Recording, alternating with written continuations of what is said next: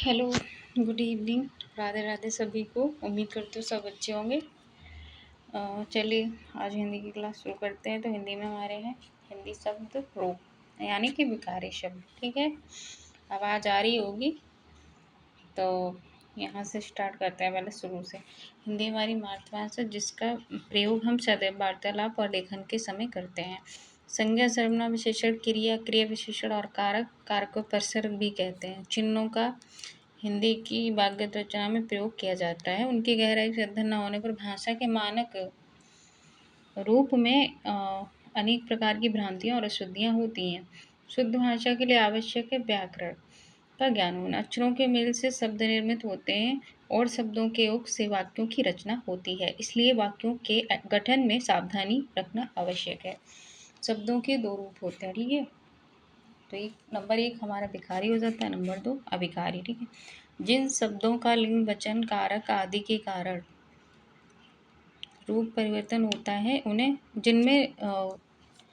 जिन शब्दों का लिंग वचन कारक आदि के कारण रूप परिवर्तन होता है उन्हें विकारी कहते हैं।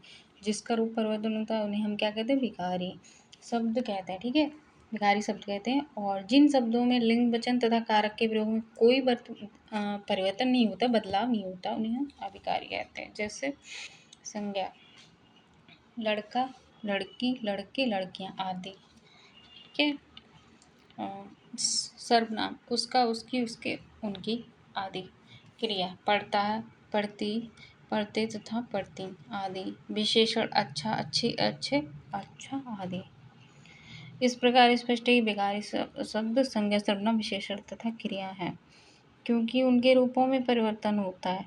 तो शब्द भेद कर रखा जाता है। ये देखिए विकारी शब्द और अविकारी शब्द। तो विकारी शब्द हमारा संज्ञा, सर्वनाम, क्रिया, क्रिया विशेषण। ठीक, अब हमारा आता है नंबर 2 पे अविकारी। क्रिया विशेषण संबंध बोधक, समुच्चय बोधक, विस्मादि बोधक। ठीक, तो हम अब शुरू करते हैं परिभाषा। किसी व्यक्ति, वस्तु, स्थान और भाव के नाम को संज्ञा कहते हैं। जैसे पुस्तक, गाय, भोपाल, पंकज, सुंदर, मानवता, बचपन, कलम आदि। संज्ञा के भेद, संज्ञा के निम्नलिखित 3 प्रमुख भेद स्वीकार की गए हैं। जातिवाचक संज्ञा, व्यक्तिवाचक संज्ञा और भाववाचक। ठीक है,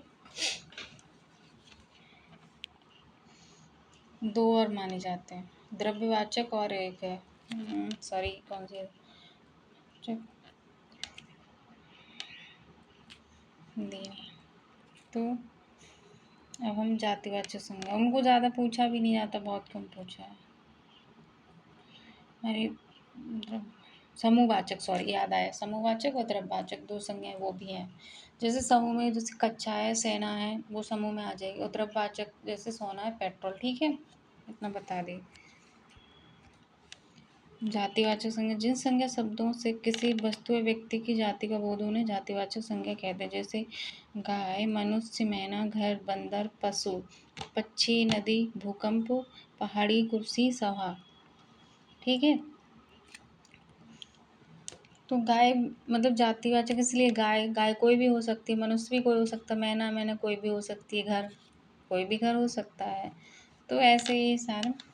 ठीक है, और जातिवाचक संज्ञा, जिस शब्द से किसी एक ही वस्तु या पदार्थ का बोध हो उसे व्यक्तिवाचक संज्ञा। जैसे हिमालय है, गंगा कोई दूसरी नहीं है, रामायण है, रामायण कोई दूसरी नहीं, कंजिका, ईशान, आम्रपाली, वाराणसी, सिक्किम उस जगह और शहर के नाम है तो एक ही होगा ना, किसी शहर का नाम एक ही होगा, इसलिए उसको मतलब जो संज्ञा जो एक ही बार इस्तेमाल में आता है, मतलब जो एक ही नाम इस्तेमाल में आता है उसे व्यक्तिवाचक संज्ञा। भाववाचक, जैसे किसी वस्तु, व्यक्ति के गुण, धर्म, दशा या व्यापार आदि का बोध हो उसे भाववाचक संज्ञा कहते हैं। जैसे लंबाई, मिठास, पशुता, मनुष्यता, नम्रता, शांति, मित्रता, सुंदरता, भलाई, चाल, समझ, बचपन इत्यादि। भाववाचक संज्ञा बनाने के लिए तो भाववाचक संज्ञा, जातिवाचक संज्ञा, विशेषण, क्रिया, क्रिया विशेषण, सर्वनाम तथा प्रत्यय लगाकर बनाई जाती है। प्रत्यय त्व, पन, ता, य, ई, आस, हट वट आप आदि।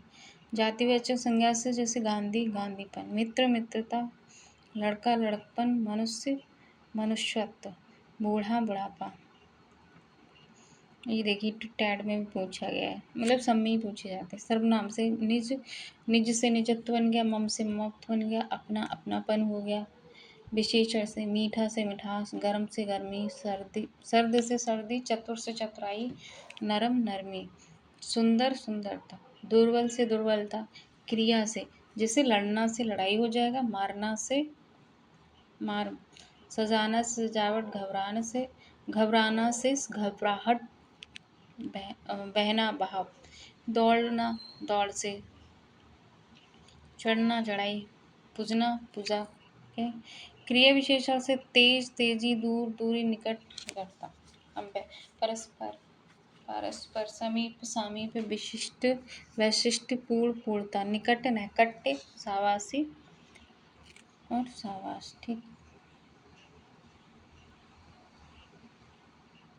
व्युत्पत्ति के आधार पर संज्ञा के भेद। ठीक है, संज्ञा भेद। उत्पत्ति का अर्थ होता है मूल शब्द से निष्पन्न। इस दृष्टि में संज्ञा के 3 भेद हैं, रूढ़ संज्ञा, यौगिक संज्ञा और रूढ़ संज्ञा। ठीक है, रूढ़ संज्ञा जिन शब्दों के सार्थक खंड ना हो सके उन्हें रूढ़ संज्ञा कहते हैं।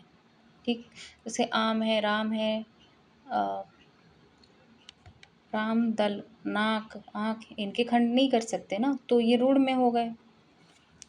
ठीक, जैसा होता नहीं रूढ़, यौगिक, योग रूढ़, ये वही है सब। ठीक है, और ये व्युत्पत्ति का संज्ञा में भेद बताए गए हैं। वैसे पढ़ेंगे तब भी, ऐसे पढ़ लो तब भी, कोई दिक्कत नहीं है, हमें समझ आना चाहिए। यौगिक संज्ञा, यौगिक संज्ञा वे शब्द हैं जो एक से अधिक सार्थक खंडों के योग से बने, जैसे विद्या, विद्याधन आलय, विद्यालय, धर्म, शाला, धर्मशाला, पाठशाला तो बराबर हो जाए पाठशाला आदि। ठीक है, योग रूढ़, जिन शब्दों के भिन्न सार्थक हो किंतु यदि वे मिलकर कोई विशेष अर्थ उत्पन्न करे, नया शब्द जैसे बनता है तो उन्हें योग रूढ़ संज्ञा कहते हैं। जैसे लंब प्लस उदर बराबर लंबोदर, लंबोदर मतलब गणेश। ठीक है, गणेश। पीत प्लस अंबर, पीतांबर अर्थात विष्णु। दशानन, दशानन मतलब तीसरा दे रहे हैं, दशानन का मतलब रावण हो जाएगा। ठीक है, दशमुख वाला। यौगिक संज्ञाओं से जातिवाचक संज्ञाओं का बोध होता है और योग रूढ़ संज्ञा से व्यक्तिवाचक संज्ञा। ठीक है, संज्ञाओं के विकारी और कार्य रूप। तो हिंदी के संज्ञा शब्द मूलतः विकारी ही होते हैं, लिंग वचन और कार की परिसरों के कारण उनका रूप विकारी हो जाता है, अर्थात मूल रूप में परिवर्तन हो जाता है। जो हमारा मूल रूप होता है वो रूप नहीं रहता है, उसमें परिवर्तन आ जाता है। तो लड़का हंस रहा है, हंसते हुए लड़के को देखो। दोनों वाक्यों में लड़का शब्द एक वचन में, किंतु प्रथम में अविकारी रूप है और द्वितीय में को परिसर कारण विकारी रूप हो गया। सर्वनाम, सर्वनाम संज्ञा के बदले जो शब्द आता है उसे सर्वनाम कहते हैं। सर्वनाम का दूसरा नाम सर्व संज्ञा है। सर्व मतलब सबका नाम है। सर्वनाम का शाब्दिक अर्थ है सभी का नाम। सर्व संज्ञा अर्थात सब नामों संज्ञा के बदले जो प्रयुक्त हो उसे सर्वनाम कहते हैं। जैसे वह, वे, मैं, तुम, यह इत्यादि। पंडित कामता प्रसाद गुरु ने सर्वनाम की परिभाषा इस प्रकार उन्होंने मानी है जो बता रहे। सर्वनाम उस विकारी शब्द कहते हैं जो पूर्वपर संबंध से किसी भी संज्ञा के बदले आता है। सर्वनाम उस विकारी शब्द को कहते हैं जो पूर्व पर संबंध से किसी भी संज्ञा के बदले आता है। सर्वनाम के भेद, हिंदी में कुल 11 सर्वनाम हैं। मैं, तू, आप, यह, वह, जो, सो, कोई, कुछ, कौन, क्या। प्रयोग के आधार पर सर्वनाम के 6 भेद हैं जिसे हम नीचे दी तालिका से समझ सकते हैं। ठीक है, तो पहला नंबर पुरुषवाचक, निजवाचक, निश्चयवाचक, अनिश्चयवाचक, संबंधवाचक और प्रसंगवाचक। तो इसमें जो पुरुषवाचक उसके 3 भेद होते हैं, उत्तम पुरुष, मध्यम पुरुष और अन्य पुरुष। ठीक,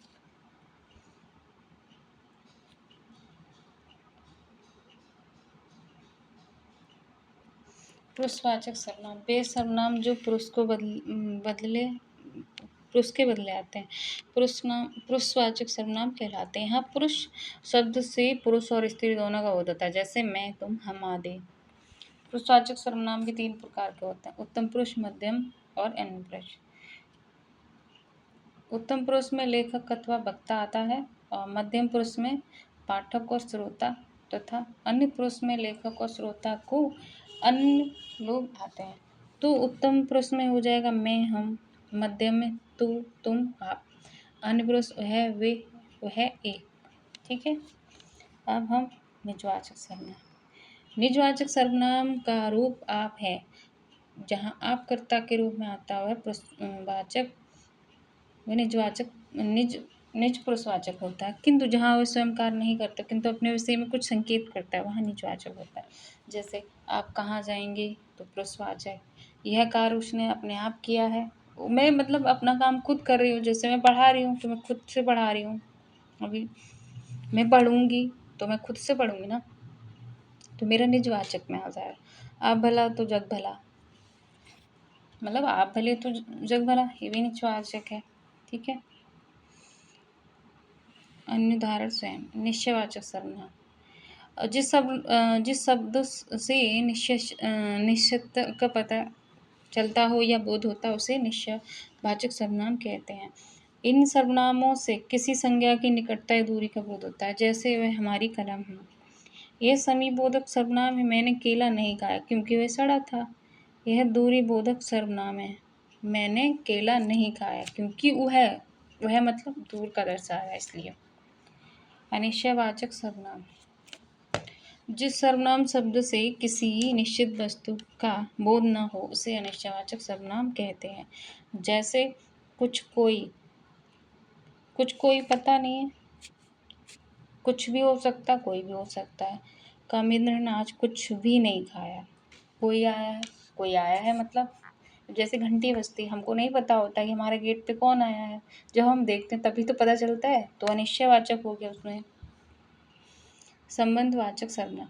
जिस सर्वनाम शब्द से वाक्य में किसी दूसरे सर्वनाम से संबंधित स्थापित किया जाए उसे संबंधवाचक सर्वनाम कहते हैं। जैसे जो, सो, वे आदि। घर में वह कौन है जो अभी सो रहा है। जो मेहनत करेगा सो मीठा फल खाएगा। तो ये जो संबंधवाचक जो, सो, काकी, रारी, ये सब संबंधीवाचक उसमें उनके उदाहरण तो ठीक है। जैसे मेरी गाय है, मेरी, मेरा, जो, सो, काकी, री। ठीक है। प्रश्नवाचक शब्द जिन सर्वनाम शब्दों से प्रश्न का बोध होता है उन्हें प्रश्नवाचक सर्वनाम कहते हैं। जैसे कौन, क्या, कौन आएगा, कौन जाएगा, कौन आएगा, कौन जा रहा है, कौन आ रहा है, तुम क्या देख रहे हो, तो इसमें क्वेश्चन मार्क आ गया। कौन, चेतन तथा क्या चेतन संज्ञा के लिए प्रयुक्त होते हैं। कौन, चेतन, क्या, तो चेतन से। ठीक। चलिए, छोटी सी सही क्लास पसंद आई होगी उम्मीद करते हैं। ठीक है। सभी को थैंक यू।